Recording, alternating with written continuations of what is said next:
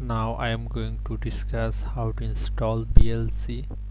So at first I have to update all packages. All packages is going to be updated. Then I will write code for VLC. So this is the code for VLC installation. Enter and its installation complete. So now I can write VLC and the VLC will open. Wow, see VLC open.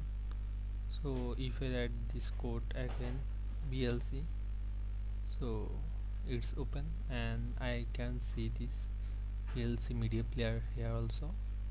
So that's it. See you in the next video.